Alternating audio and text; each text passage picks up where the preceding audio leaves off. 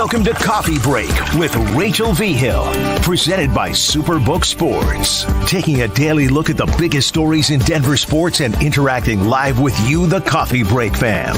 So sit back, relax, grab a cup of joe, and enjoy your coffee break. Here's your host, Rachel V. Hill. Happy Tuesday, everybody. I'm wearing this checkered orange, and I thought it was gonna be more Bronco orange, feels more like Texas orange, but it's also feeling like fall here in the Mile High City. Let us know where you are tuning in from today. Monday Night Football, Drew Lock connecting with Noah Fant. A lot of things Bronco fans wanted to see a few years ago didn't happen. We're gonna be getting into Nuggets Media Day today, and then the big question of the show: do the Broncos need to trade Jerry Jeudy to get more from Marvin Mims Jr.? Lots of people in the comments already tuning in. Some people are saying yes, depends what you get for Jerry Jeudy. Lots of people are saying no, don't do it. Welcome in, everybody, to Coffee Break. Jake Shapiro is going to be joining us here in just a second, but we have to talk about these numbers. Oh my goodness. The Buffs screen time, top 8 most viewed college football games this season. Colorado at Oregon, 10.03 million. Colorado State at Colorado, which of course we loved. Go Rocky Mountain Showdown, brings in 9.3 million. Then you go down just a little bit, Nebraska at Colorado at TCU, and USC at Colorado. You guys, holy smokes. I feel like we shouldn't be too surprised, Jake Shapiro, but your Buffs, they're drawing in lots of viewerships. Good morning. How are you? There's a lot to be emo about in the world, Rachel. A lot. Oh my gosh, I love the rings, the bracelet, the hair, slick back, going Jimmy Butler style on me this morning. When you don't end up with Damian Lillard, you have to contemplate a lot. My favorite thing out of him yesterday, he was like, this is my, what was it, back to school picture? He was like, this was my Halloween or something of that nature. And I was like, all right, Jimmy Butler, just straightening the hair today on a Monday. Normal. It's fantastic that he's trolling the network so hard that they have to use pictures of him looking ridiculous throughout the basketball season. It's amazing. By the way, my hair is not long enough to do that, so I am soaking wet right now. There's oil dripping into my eyes, and my necklace was unconnected. So this is a disaster. Hold on, let me do it for you. There you go. The Jimmy Butler style. Oh, wow, that is beautiful. We're going to hit him with the, I shined in with, haven't you people heard of? Hell yeah, Jake Shapiro. Good morning, Tuesday. Okay, let's get to the Buffs numbers. So are you kidding me, Jake? Look at these numbers Deion's bringing in. It's absurd. I'm not too shocked that the USC game ranks amongst the rest of the games because the games have been there, right? Like I've been writing about every single week on Denver sports, it seems every Tuesday. Oh, you can't believe how many people have watched the Colorado Buffaloes play football this weekend. So when they play the top 10 team in the country in USC and probably the best team they've played so far, it's not shocking that that game ends up doing a huge number, particularly because again, it's on Fox, it's on an antenna, and it's one of the best players in the country. It's an exciting game. It goes down to the very end. It was an awesome game. So that's not surprising. What I am interested in, not necessarily what the CU USC number was, but what is the CU Arizona State number going to look like? That game's on Pac-12 Network. Arizona State's a bad team. Is this the week where the prime buzz finally wears off a little bit? Or as Peyton Watson said yesterday at Nuggets Media Day, will it continue to look like the BET Awards? Wow, I missed that quote from Peyton Watson right there. All right. Well, I like it, first of all. And we've known that the Nuggets players have been supporting Coach Prime. Obviously, we've seen KCP up there a few times. There was a couple others. Was Aaron Gordon one of them? I can't remember now. Yeah, it was Aaron, KCP, Peyton, Colin Gillespie was there. I think Justin Holiday was there. There was a big contingent of Nuggets. It was exciting. And then there was Jaylen Brown, Derek White were there from the Celtics and hanging out with Will Ferrell. My guy Dallas Walton, former Buff as well. But there was a lot of celebrities. Offset's been up there. Lil Wayne has been up there. Master P. So it's been ridiculous to see who has come to Boulder because I think we've had more celebrities in Boulder over the last couple of weeks than we've had at any other time. You have to really go back to the mid 2000s of USC football to have a college football team that's really connected with the nation to this level. 100%. Also, Kawhi Leonard was at one of the games. Lots of big names. I love that you're going to fix the hair. You couldn't do it any longer. Do you think that Jimmy Butler is going to be crap by the middle of the season and be like, I'm so over this hair? No, because he's going to be done with the hair tomorrow, and it's going to be hilarious that on all the pictures, it's going to be him looking emo, just like last year it was dreadlocks. I don't know if you noticed this, Rachel, but during the finals last year, Jimmy Butler's headshot was a picture of him from 2K because the networks were not happy with him. Shut up. No, I didn't know that. Yeah, it was great. And Jimmy Butler's like one of the nicest players that we've had the opportunity to talk to, too. Like, he was so good during the finals media day, so that's hilarious. I love that. Give me some though. Oh, sorry, I didn't mean to cut you off. Go for it. Yeah, I said to you, and you know, we talk to athletes all the time. We're around athletes all the time, and most of the time they're fantastic people. But I live a pretty good life, and I wouldn't want to trade my life or personality with other people's. There's one athlete in sports I would trade my life in a moment with, and it is Jimmy Butler. He is one of the coolest people on the planet. I don't think people understand this because we just, you know, it was the rivalry, it was in the finals. He's like in Guatemala making coffee one day. He's being emo the next. He's being a ball boy at the US Open this summer. He's just living a good life. No kidding. You know what else he does? Obviously, he kind of has found that work-life balance. And you know who else has really found that? Nikola Jokic. And we love Nikola Jokic for this reason right here. When asked if he had picked up a basketball much this summer, he was kind of like, a few times, but not a whole lot because it was his summer break and they didn't have a very long one, Jake. Yeah, that was funny. That quote gone viral. I tweeted it yesterday. I wrote a story about it on denversports.com. And, you know, he was not only asked, hey, have you touched a basketball much? Which he said no. And Jamal Murray was like, no, he hasn't touched a basketball at all. They asked him if this was the best summer he's ever had. And Nikola said, no, I had to work for an extra 2.5 months. It's fantastic.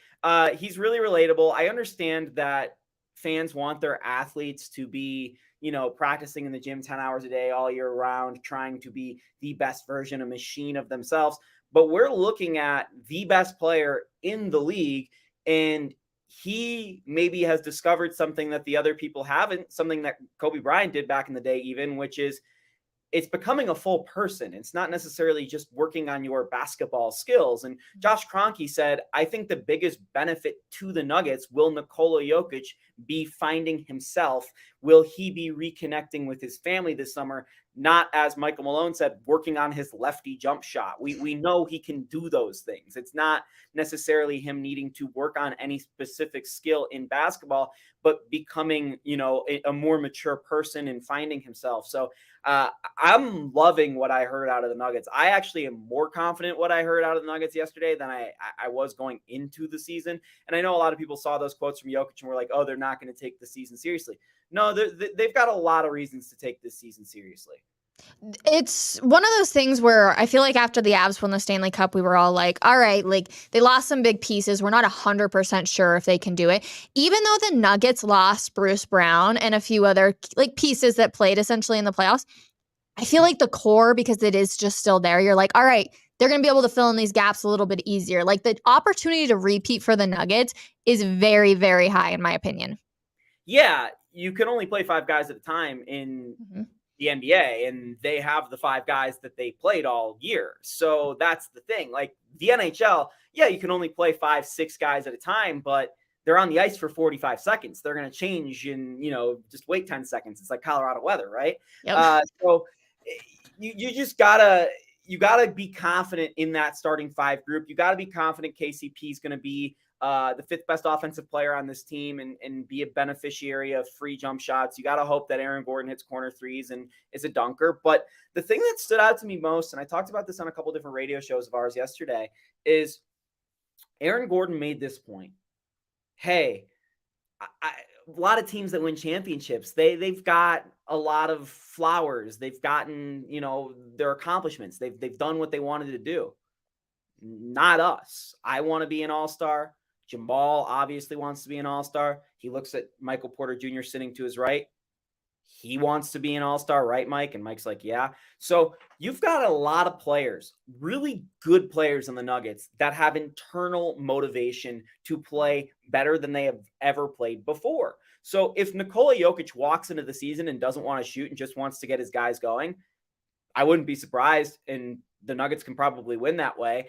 And then on top of that, You have Peyton Watson trying to become a legitimate role player in the NBA. You have Christian Brown trying to become a legitimate player in the NBA. You have Reggie Jackson trying to make one last run at it. You have Justin Holiday trying to make one last run at it. You have Zeke Naji trying to finally prove he's an NBA player when healthy. So you have a lot of guys with question marks around them that have something to prove. So I think the Nuggets in the regular season are actually going to be a really good team and not going to sleepwalk through the regular season. Would I be surprised if Nikola Jokic sleepwalk through the regular season? Sure, it doesn't really matter. But the biggest question about this team is not Nikola Jokic, the starting five. It's can they still stay healthy? Biggest question in sports, always. Mm-hmm. And number two, what's their playoff rotation going to look like? And that's going to be something that they figure out over the course of 82 regular season games and 4 preseason games. Okay, so tell me this. The big question is Bruce Brown obviously leaves this team. Even though there was hope he would stay, he heads to the Indiana Pacers. Who replaces him? Yeah, Michael Malone's like, if I had $20 million, we would have Bruce Brown right now. That's something that's fine with us. And, Jokic jokes, we're not going to talk to him anymore. But the guys are really happy for him. He got paid a lot of money, and that's an offer that, DeAndre Jordan's like, you just can't turn that down. So no hard feelings there. Who's going to replace Bruce Brown? Very simple. It's on denversports.com. It's Christian Brown. Christian Brown, apples to apples comparison. As Calvin Booth said, that's who replacing Bruce Brown. That's who's going to have the first shot at it. Christian obviously was a huge difference maker, not only in the finals and the playoffs, but all throughout the course of the regular season in his rookie year. So I'm very excited to see what he can do in his second season. A lot of guys make a year 2 jump. Some guys have a year 2 stall. Will Christian be one or the other? We'll see. Christian was a very good three-point shooter in the regular season, shot 35%, which is decent. He can shoot even better. He says he's targeting a 40% mark, which is ludicrous, but that's what he shot in college. If he can do that while what he did in the finals, which is a couple 3-steal games, a couple offensive rebounds here and there, and he's shooting like that, the Nuggets are going to be fine. The only question is then with Christian doing that, who's going to be the backup point guard, because Christian's not going to be a backup point guard. Yes, he can do some secondary ball handling, but he's not going to be a backup point guard. And that's what Bruce did so well. He was the versatile Swiss Army knife. And the Nuggets have a lot of eggs in the basket of Reggie Jackson right now. And while you might be going, well, Reggie was not good in the playoffs or at the end of the regular season last year, he admitted yesterday he was extremely frustrated with the Nuggets and within the system of the Nuggets because he had never played basketball like that. And it wasn't like he was frustrated with his teammates or how the basketball was being played. He was frustrated with himself for trying to figure out how to play. He mentions a game where Jamal Murray threw him 5 straight passes and he missed 5 straight shots. And on the 6th one, he looked at Jamal's like, why are you giving me the ball? And Jamal's like, because you're open. And Reggie said, I had to pull myself out of the game just because I was so frustrated with myself. So Reggie says, within this offseason, I have gotten a better understanding of the system. I'm ready to play in this system, and I feel a lot better. And given Bruce Brown last year basically said that going into the season of, hey, I spent a lot of time studying the Nugget system and figuring out what I'm going to do, and I feel like I'm going to fit in. I think Reggie's going to be in a lot better spot to prepare and be a contributor to this team. Reminder, he scored 18 points a game as the starting point guard for the Clippers 2 years ago. So there is still some magic left in a veteran Reggie Jackson, especially if you're only playing him 15 minutes a night. First of all, I love the honesty from Reggie Jackson right there. Just saying, I was almost just confused and I'm looking at Jamal like, why are you giving me the ball, and explaining his frustration. I love that he's being so honest there. But it also just shows, well, I feel like a lot of people look at the game of basketball as kind of this very basic thing, right? It's very complex. And when you look at it for really good teams, you're like, holy smokes, there's so much that's going into this. Yeah, it's an execution sport, and there's a lot of personalities at play. There's a lot of feelings at play. And again, that's going to be the thing that happens this Nugget season that does not get talked about necessarily through the media is the feelings. And I think Pat Riley calls this the disease of more. Everybody wants more. We've won a championship. We want more championships. Well, we won a championship last year, but I want to be a bigger contributor. I want the ball more. So can the Nuggets avoid the disease of more? Well, they have a star player who is unlike any star player going back to maybe Magic Johnson in terms of playmaking ability and unselfishness. And even Magic, if you watch the HBO stuff, Winning Time, pretty selfish guy towards, his teammates. So we have a very unique player. So can that bust the disease of wanting more? I mean, it broke up the Golden State Warriors, and that team could still be together winning championships. So that's what I'm interested in. This is not like a make or break season for the Nuggets. Calvin Booth, Josh Kroenke are talking about this not as a repeat team, but as a team that can win multiple championships over a window. They want to be like the mid-2000s Spurs. That's great if Nikola Jokic plays for 15 to 20 years. So we'll see kind of how that plays out. But in terms of the Kroenke model, they're always worried about sustainability and sustained success rather than going all in now. It's not like they could have made different moves this offseason where they would have really tried to go all in now versus later. Not that I know of. So I like where they're at. We're going to see at the trade deadline, but it is something that I might forget by the trade deadline. And so will you. If the Nuggets need a piece, fitting them into this system may be a challenge. We saw it with Reggie Jackson last year. JaVale McGee did not play at all after traded at the trade deadline. It's not like they can just pick up a guy and throw them in there. So the Nuggets of today might be what they are tomorrow and into the postseason. So it's going to be incumbent on the starting five and then some younger players to step up. Oh, so fun. The playoffs, I'm already ready for them, even though I know we have a really long season to go. Jake, fill me in on the drama that's happening with the Lakers. What's going on? Because I know AD is talking out there in LA saying that there was a lot of talk in game one. And it's my personal opinion. I'm kind of like, well, shouldn't the talk have gone back in game 2, 3, and 4? So fill me in. What's going on?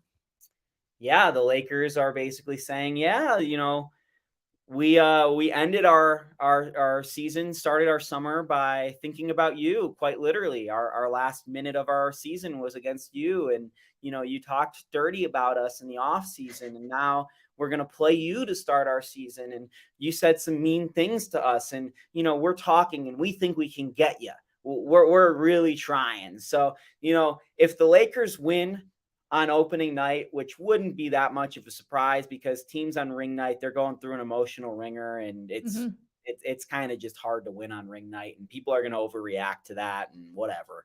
But if they win that game, it's going to be like the Lakers won the Super Bowl, the way they're talking about this. It's absurd, Rachel. It's LeBron James, who's just no respect for himself, and Anthony Davis in this situation. It's kind of pathetic, honestly.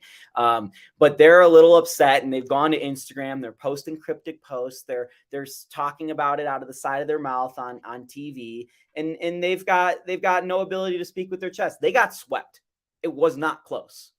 And they've rebuilt their entire team in terms of rotation pieces, not their starting five, in the mind of trying to beat Nikola Jokic. If they cannot beat Nikola Jokic, it says it all right there, right? Like, they spent their whole summer trying to beat Nikola Jokic. LeBron James, the greatest basketball player of all time, according to some, has had Nikola Jokic quite literally pinned to a dummy on his wall who he punches his punching bag type deal, like movie type stuff, right? They can't do it.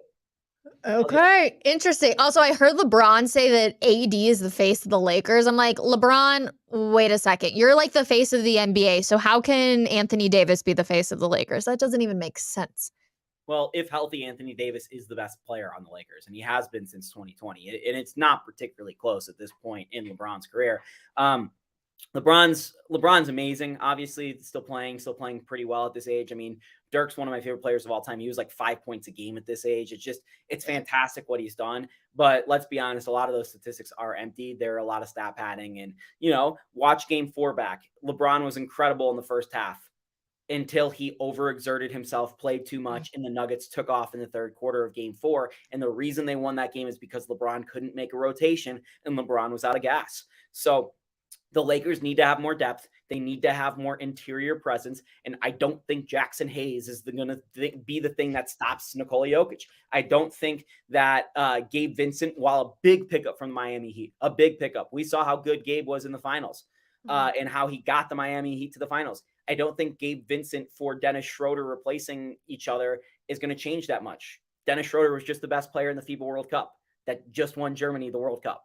It's not like they had a big improvement there. So we're going to hear a lot about how the Lakers won the offseason. They did get better, no doubt about it. It wasn't like they brought in a star player like Bradley Beal.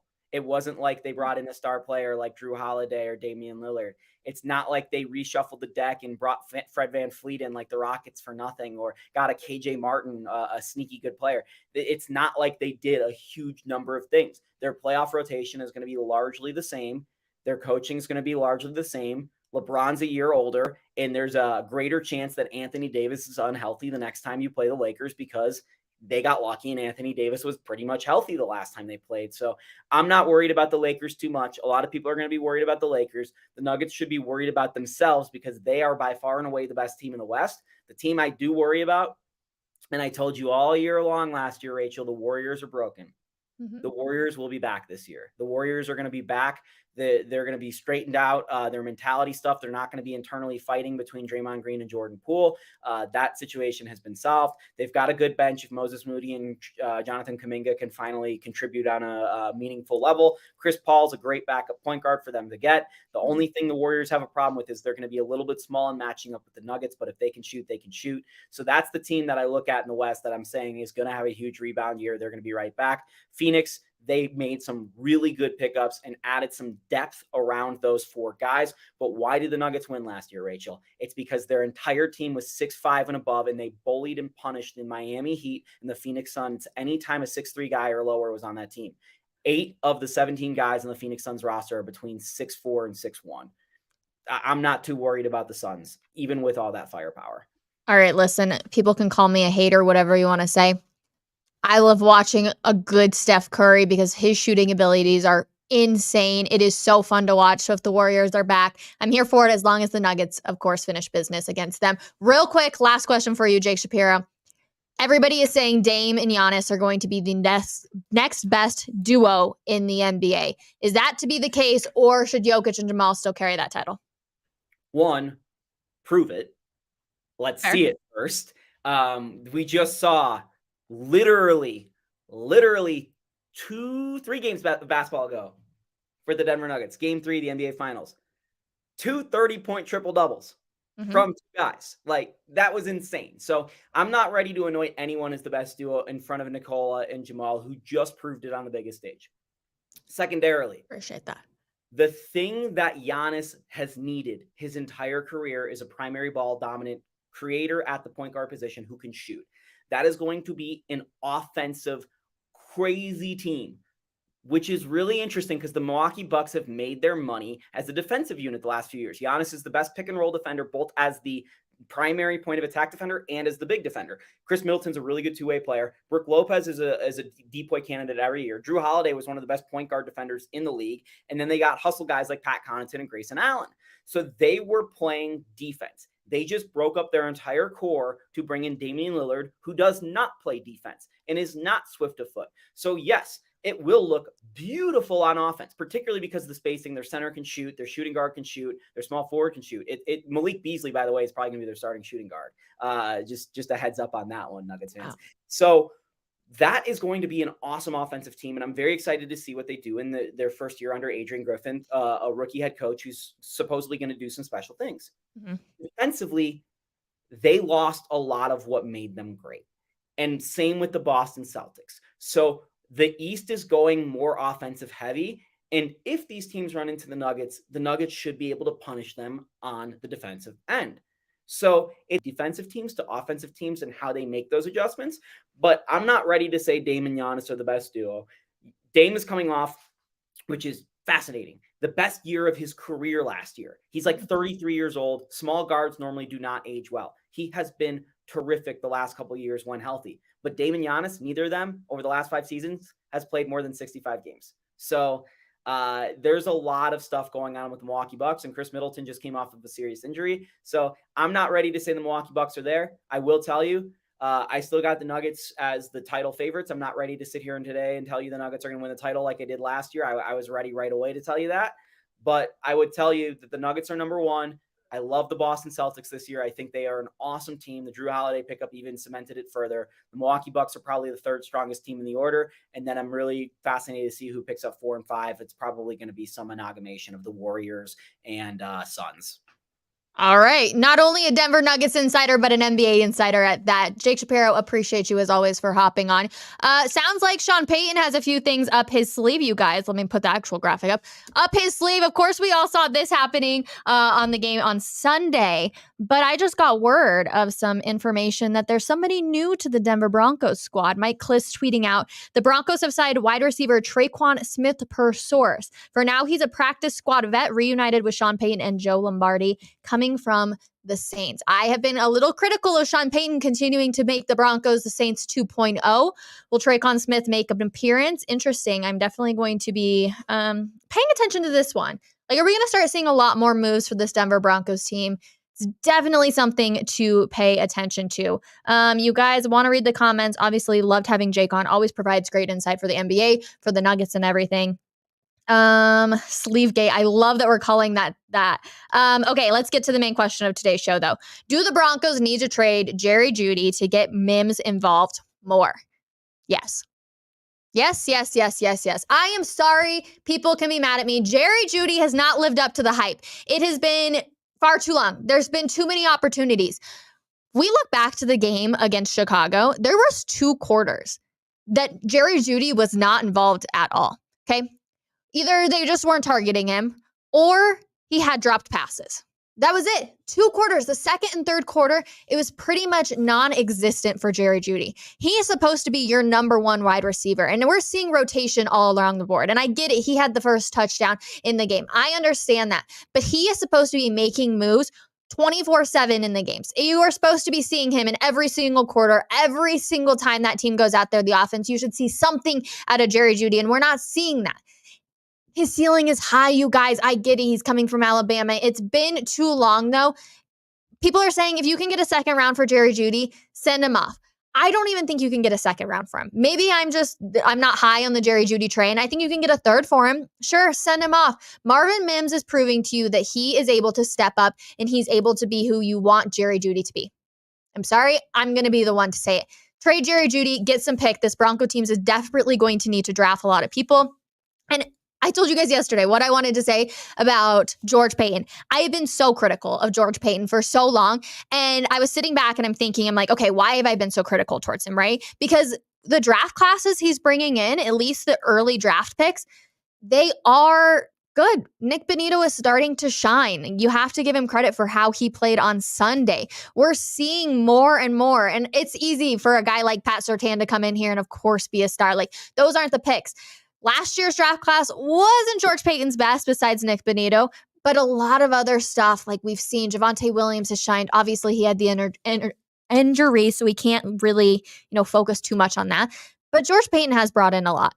We have to admit with that. Now his free agent signings, I think, have been pretty much more a bust than anything on that nature. So that's where I've been critical. I've been critical that before guys have even taken a snap, he's just paid them a boatload of money. It's not like he's signing a lot of these guys to 1-year deals. McGlinchey, I'm still not high on him as he's just kind of taken over this offensive line. Great, but he's also had 5 false starts. That's not good. That's not what you want from him. And I understand he was dealing with injury. That's, I think, a poor excuse right there. I understand the cadence has changed with Russell Wilson. So poor excuse. Things should be looking a lot better on that end. So George Payton, you've done well with bringing in some better draft classes. I've been more impressed with that. Marvin Mims Jr. is one of them. I've been so impressed with the way that this kid has definitely come up. And he's just become this little star. And he's, I think, what everybody wanted Jerry Jeudy to be. So yeah, send Jerry Jeudy off, get another draft pick. So hopefully you can add a little bit more depth to this team and fill in kind of the missing pieces and then let Marvin Mims shine. Let me know your guys' opinions. George Payton is awful in free agency. Thank you. Yes, he has been freaking awful. He pulled a hammy on his Twitter finger. Oh my gosh, that is so funny. I think that there is a little bit of an angry Jerry Jeudy out there. If you did not see, he got in a bit of a Twitter feud with some former Bronco players on Sunday after the game where they were calling for essentially like, where are the wide receivers? Because yes, during most of the game, it felt like the wide receivers were nowhere to be found. Sorry, Jerry Jeudy, that's the truth. When you have a couple dropped passes and you're making money and we want you to be out there and be number 1, people are going to question what you're doing. And so he got in a little bit of a Twitter feud with some people if you haven't seen that. Yeah, he can't go after Rod Smith on Twitter. I agree with that. I think trade him, you guys. Let me know what you think. I'm a full send. I'm sorry, Jerry Jeudy. It was so fun having you. Let Marvin Mims Jr. shine, everybody. George Payton. Somebody in the questions did say, is Sean Payton making these calls of who he's bringing in? Yes. Sean Payton is in charge down there at Broncos headquarters. He's probably telling George Payton who he likes, and George Payton is making the calls and seeing what can happen. That's how they just got another wide receiver, Traquan Smith from the Saints. Again, Saints 2.0. I'm not sold on this idea, but we will see. But yes, trade Jerry Jeudy, everybody. Let me know if you agree with that statement in the comments tomorrow. We're going to have Will Peterson on because we're going to be talking a little bit about Caleb Williams from USC and if the Broncos miss their shot for their future Hall of Fame quarterback, ? I don't know if we can go that far. Will Peterson is on board. We'll see you guys tomorrow, 10:30 a.m. for another episode of Coffee Break. Have a wonderful Tuesday, everybody. We'll see you then. Bye.